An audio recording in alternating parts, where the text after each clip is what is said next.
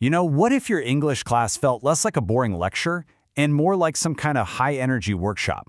Well, today, we're going to do just that. We're going to go inside this really unique program to see how the edutainment smart classes created by Dr. Madhvi actually work. Let's break it down. And it all starts right from the get-go, with the very first greeting. Instead of just a plain good morning, students hear things like gracious morning or distinguished afternoon. It's just this little tweak, right? But it totally changes the vibe and tells you right away this is not your standard run-of-the-mill class. So who's the mastermind behind all this? It's Dr. Madhvi Bors. And honestly, when you look at her hobbies, rapping, interacting, playing basketball, it all starts to make perfect sense. This isn't your typical English teacher profile, and that unique mix is exactly what fuels the incredible energy in her classes. And that whole rapping thing, yeah, that's not just a hobby she does on the weekends. It's woven right into the course. This line here is from one of her raps called Bars of Strength. It's the perfect example of edutainment in action, using rhythm and rhyme to build up language skills and confidence at the same time.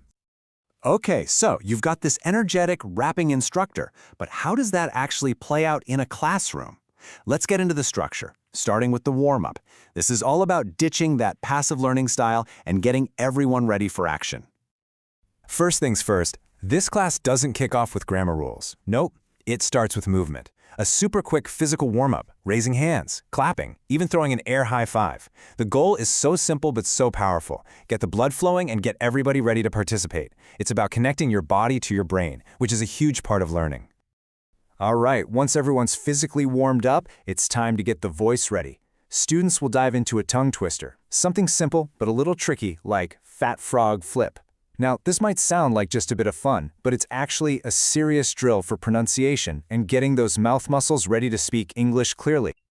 So, everyone's warmed up, they're energized, now we get to the core lesson. But even here, the approach is still super creative and interactive. This is where they start to break down language in a way that goes way, way beyond just memorizing words. Okay, let's use an example. We'll take the word vindicate. The lesson kicks off with a basic definition, to prove someone is right or innocent. This just lays the groundwork before they really dive in. But of course, they don't just stop there. Right away, the students start exploring all the different ways the word can be used, like the noun vindication or the adjective indictive. This shows them how flexible one single word can be and how it can pop up in a sentence in all these different forms. And then comes the really crucial part, actually using it. The lesson zooms in on collocations, words that just naturally sound good together. So instead of just knowing what vindicate means, students learn how to vindicate an argument or vindicate evidence. See, this is what takes you from just knowing a word to actually being able to use it. Big difference. And you see this focus on real-world communication all over the place in this class. They even break down the subtle differences between informal and formal words. Knowing when to say help versus assist or come instead of arrive, that's a skill that can really make you sound like an advanced speaker. All right, now we get to what might be the most fun part of the class.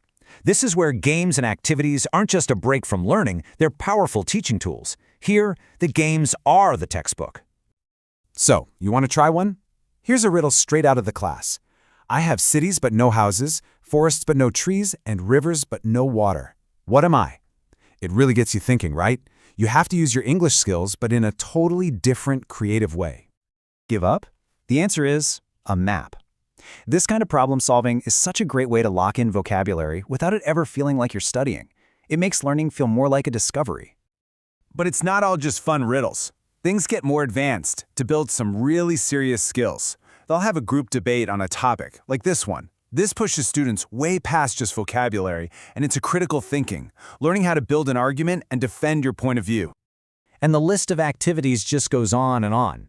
They create chain stories together, one sentence at a time. They play memory games, do role-playing, dictation, and group discussions. This huge variety is the secret sauce to keeping the class dynamic and making sure everyone stays engaged. So what's really going on here? What's the big idea behind all these games and raps? Well, as we start to wrap this up, it's pretty clear that this whole method is about building something way more important than just a big vocabulary. It's about building confidence. Let's look at this line from a story they read in class called The Candle and the Darkness. The whole point of it is empowerment. It's telling students that their effort, no matter how small it might feel, can make a huge difference. I mean, for someone learning a new language, that's a seriously powerful message to hear. And it's not just about being fluent. There's also this big emphasis on being polite and respectful. Instead of just saying a simple thank you, students learn phrases like, "I extend my deepest gratitude." The goal isn't just to make them fluent speakers, but to help them become thoughtful, well-rounded communicators. And that brings us to this, which I think really sums it all up. These are lyrics from a song they actually use in class. This gets right to the very heart of the edutainment philosophy. The real goal isn't a perfect test score. It's about building genuine self-confidence.